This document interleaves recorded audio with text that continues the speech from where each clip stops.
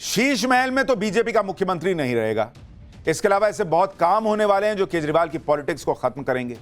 सबसे पहले तो दिल्ली में नई सरकार अरविंद केजरीवाल के शीश महल की फाइल खोलेगी। शीश महल को लेकर मोटे तौर पर दो आरोप है। पहला यह कि नियमों का उल्लंघन करके शीश महल बना, दूसरा यह कि शीश महल को बनाने में बड़ी वित्तीय गड़बड़ियां हुई। शीश महल को लेकर अरविंद केजरीवाल इसलिए फंस सकते हैं क्योंकि शीश महल से जुड़ी फाइल में मैडम सीएम करके कई जगह पर जिक्र है।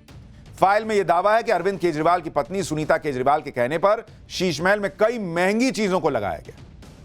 तब तो यह फाइलें ढंग से खुल नहीं पाई, अब शीश महल की फाइल खुलेगी। दूसरी फाइल दिल्ली के जल बोर्ड में कथित घोटाले की खुल सकती है। जल बोर्ड के अधिकारियों पर रिश्वत लेने का आरोप लगा था और यह भी आरोप लगा था कि रिश्वत के पैसे आम आदमी पार्टी के कई नेताओं को भी मिले। इस मामले में अरविंद केजरीवाल और उनके नेता इसलिए फंस सकते हैं क्योंकि जल बोर्ड के जिन लोगों पर रिश्वत लेने के आरोप है वो कानून की गिरफ्त में ऑलरेडी है। तीसरी फाइल दिल्ली के स्कूलों में क्लासरूम बनाने को लेकर वित्तीय गड़बड़ी की खुल सकती है। ऐसे आरोप है कि दिल्ली में क्लासरूम बनाने में भी घोटाला हुआ है। मतलब पैसा ज्यादा दिखाया गया, जिसमें दो क्लासरूम तीन बन जाते, उतने में एक क्लासरूम बना, ऐसा दावा किया गया, तो उसकी भी फाइल खुल सकती है।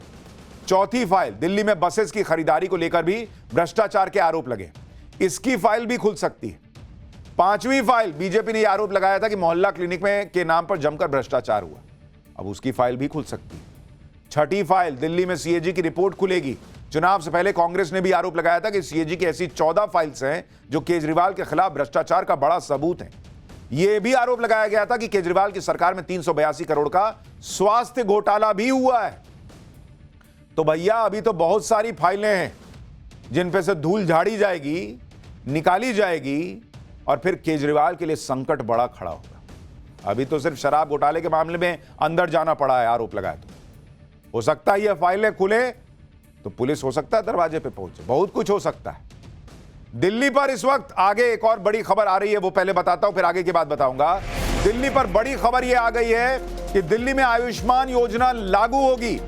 दिल्ली कैबिनेट ने पहली मीटिंग में यह फैसला ले लिया है। और दूसरी बड़ी खबर, पहले ही सत्र में सीएजी की रिपोर्ट दिल्ली में पेश की जाएगी, यह भी मुख्यमंत्री ने कह दिया है। तो अरविंद केजरीवाल के लिए बड़ा झटका। हम आपको कह रहे थे कि मोदी शाह केजरीवाल की पॉलिटिक्स खत्म करके छोड़ेंगे, सिर्फ दिल्ली में हरा कर नहीं। आप देखिए ये दोनों बड़े फैसले पहली कैबिनेट में। आयुष्मान योजना, लोगों को जो स्वास्थ्य का लाभ मिलना था, पहले फैसले में वो आयुष्मान योजना दिल्ली में लागू कर दी गई है, जो केजरीवाल के समय नहीं हो पाई या नहीं होने दी। और दूसरी बड़ी बात जो अभी हम आपको बता रहे थे कि सीएजी की रिपोर्ट जो है वो पेश की जाएगी, इसका भी मुख्यमंत्री ने ऐलान कर दिया है। और जो अभी हम आपको जस्ट अभी बता रहे थे कि केजरीवाल की बहुत फाइलें खुलने वाली हैं, गिरफ्तारी की तलवारें लटकने वाली हैं, ये सब होने लगा है। देखिए पाठशाला में बताया और उधर हो गया। इधर केजरीवाल की फाइलें खुलने लगी हैं, उधर केजरीवाल की टीम क्या कर रही है वो भी देखिए। दिल्ली में अभी नई सीएम का शपथ भी मतलब अभी जस्ट खत्म हुआ था, सरकार बनी ही बनी थी। पहले दिन से ही पूर्व सीएम आतिशी कहने लगी कि महिलाओं को 2,500 रुपया दे दो। आपने वादा किया था ना, दो जल्दी दो। अब इनसे कोई ये पूछे कि पंजाब में वादा किए हुए तो 2 साल हो गया, 1,000 रुपया ये महिलाओं को नहीं दे पा रहे हैं।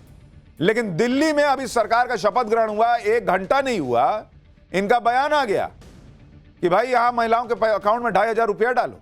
सुनिए जरा इनकी पॉलिटिक्स सुनिए, देखिए आतिशी क्या बोल रहे हैं। दिल्ली को अपनी चौथी महिला मुख्यमंत्री मिली है। ये दिल्ली की महिलाओं के लिए खुशी की बात है और मैं ये उम्मीद करती हूं कि एक महिला मुख्यमंत्री होने के नाते जो वादे भारतीय जनता पार्टी ने दिल्ली की महिलाओं को किए हैं, उन वादों को रेखा गुप्ता जी बखूबी निभाएंगी। चुनाव प्रचार के समय देश के प्रधानमंत्री नरेंद्र मोदी जी ने, भारतीय जनता पार्टी के सभी नेताओं ने, खुद रेखा गुप्ता जी ने दिल्ली की महिलाओं को वादा किया कि दिल्ली की हर महिला को 2,500 रुपए प्रति माह की राशि उनके बैंक के खातों में मिलेगी। उन्होंने क्लियर कट शब्दों में ये कहा कि जैसे ही भाजपा की सरकार बनेगी कैबिनेट की पहली बैठक में 2,500 रुपए प्रति माह की स्कीम दिल्ली की हर महिला के लिए पास होगी। अभी पहली कैबिनेट की बैठक भी नहीं हुई थी और आतिशी याद दिला रही हैं कि भाई आप 2,500 रुपए दे दें। खुद पंजाब में ये लोग दे नहीं पा रहे हैं और उसका बड़ा इंपैक्ट रहा दिल्ली चुनाव में। लेकिन बॉस, अब इनकी यही पॉलिटिक्स चलेगी। कोई भी काम जो होना है, दिख रहा है कि होना है, उसको पहले से बोलो कि कीजिए कीजिए कीजिए और बाद में क्रेडिट लो कि भाई हमने बोला, देखिए प्रेशर में आके करना पड़ा। देखिए, चिढ़न और जलन ना बड़ी बुरी चीज होती है और यही आजकल केजरीवाल की टीम के साथ हो रहा है। वो ये खुद को समझा ही नहीं पा रहे हैं कि दिल्ली में अब उनकी सत्ता नहीं। जिस दिल्ली को वो कहते थे कि दिल्ली के मालिक हम हैं दिल्ली के मालिक, उसी दिल्ली ने उनकी पॉलिटिक्स को जमीन पर उठा के पटक दिया। शायद इसलिए आज केजरीवाल और उनकी टीम नई सरकार के शपथ ग्रहण में नहीं आ पाए, क्योंकि बीजेपी की नई सरकार का शपथ ग्रहण तो उस रामलीला मैदान में हो रहा था, जिस रामलीला मैदान से ही केजरीवाल को दिल्ली की जनता ने सिर पर बैठा लिया था। रामलीला मैदान में ही आंदोलन से केजरीवाल चमके और केजरीवाल ने वहीं पर सीएम की पहली बार शपथ ली थी। उसी रामलीला मैदान से केजरीवाल की पॉलिटिक्स खड़ी हुई थी। आज केजरीवाल दूसरे को शपथ लेने के लिए वहां एक कुर्सी पर बैठने नहीं जा पाए, जबकि बीजेपी ने बुलाया था। केजरीवाल अब तक वो तस्वीरें भूल नहीं पाए, इसलिए वो शपथ ग्रहण में भी शायद नहीं जा पाए। शायद वो किसी और को रामलीला मैदान से शपथ ग्रहण करते हुए देख नहीं पाए, इतना बड़ा कलेजा नहीं कर पाए और पॉलिटिक्स बदलने आए थे। आतिशी को भी निमंत्रण था, वो भी नहीं गई। जबकि आप देखिए, मुझे याद है जब ये उद्धव ठाकरे शपथ ले रहे थे, देवेंद्र फडणवीस गए थे वहां पर शपथ ग्रहण कार्यक्रम में, जबकि वो ऑपोजिशन में थे तब, क्योंकि वो शरद पवार के साथ मिलकर सरकार बना रहे थे उद्धव ठाकरे, लेकिन गए देवेंद्र फडणवीस। लेकिन ये लोग नहीं आ पाए जो पॉलिटिक्स बदलने आए थे। अगर नरेंद्र मोदी का मेगा प्लान हिट हो गया तो केजरीवाल की पॉलिटिक्स न सिर्फ दिल्ली में खत्म होगी, बल्कि पंजाब में भी केजरीवाल के लिए जगह मिलनी मुश्किल होगी। क्योंकि आप इस बात को भी देखिए कि दिल्ली की नई सरकार में जो मंत्री बनाए गए हैं, उससे भी बड़ा मैसेज केजरीवाल के लिए गया है। जो 6 मंत्री बनाए गए हैं, उनमें 3 मंत्रियों का कनेक्शन सीधे पंजाब से, और दिल्ली हारने के बाद पंजाब ही इकलौती जगह बची है जहां केजरीवाल की सरकार बची है।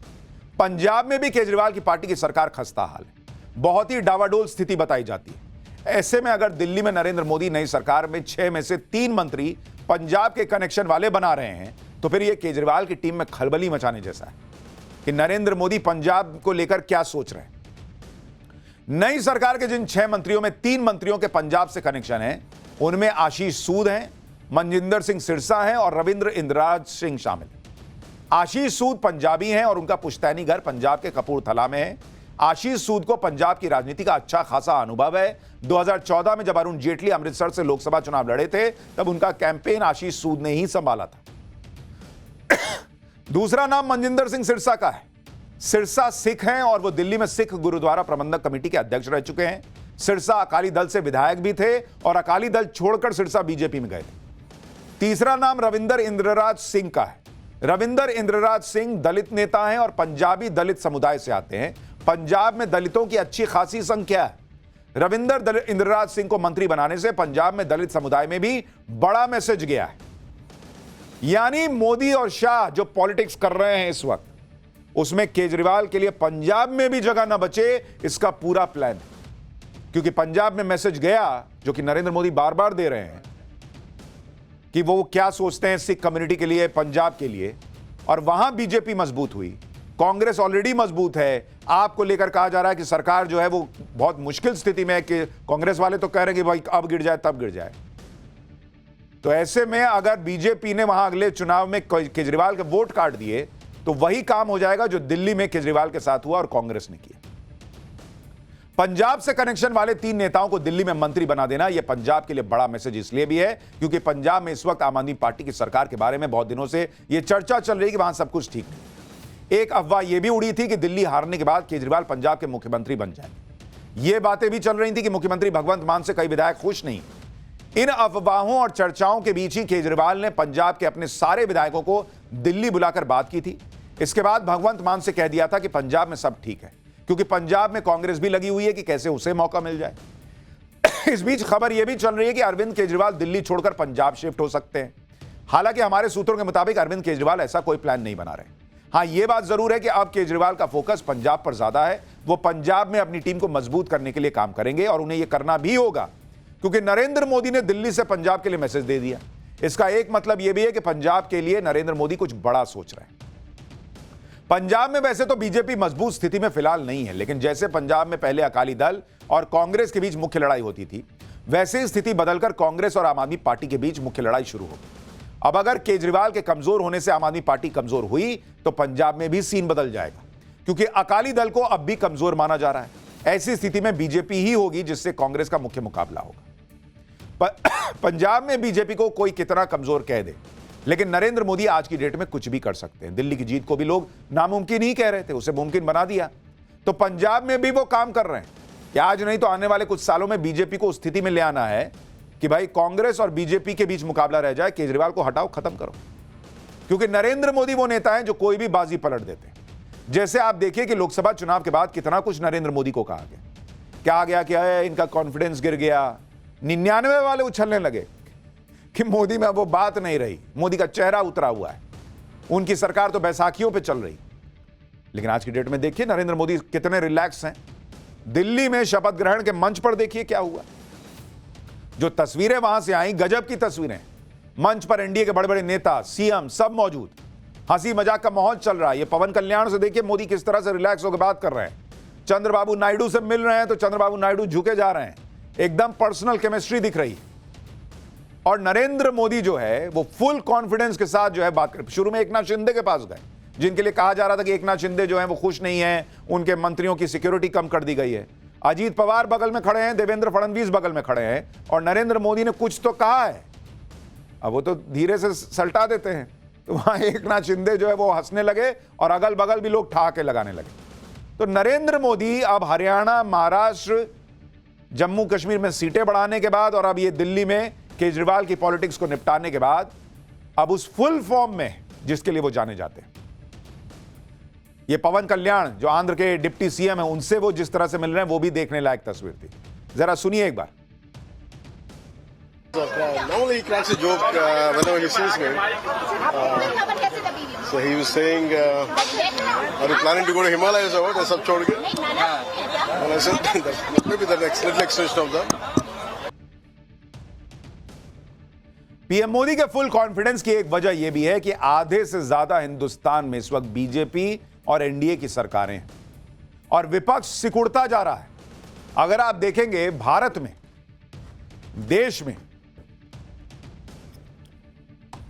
देश में सरकारें अगर आप देखेंगे राज्यों में, बीजेपी की 14 राज्य में सरकार है, 14 राज्य में बीजेपी की सरकार है। अगर आप एनडीए के सहयोगी उनकी अगर बात करेंगे तो उनकी है 6 राज्यों में। अगर दोनों को अगर आप जोड़ दीजिए तो हो गया 20 राज्य में बीजेपी प्लस की सरकार है। कांग्रेस कितने में है? कांग्रेस मात्र 3। इंडी अलायंस देखिएगा जो कि अब बचा नहीं है, लेकिन कहने को लिए अब दिखाना है तो भाई चलिए इंडी मान लीजिए, तो 6, और अन्य जो है अदर्स वहां 1। तो ये तो है आधे से ज्यादा हिंदुस्तान पर इस वक्त बीजेपी और एनडीए की सरकार है। और ये तब है बॉस जब नरेंद्र मोदी को खत्म करने के लिए विदेशों से साजिशें रची गई, विदेशों से पैसा आया।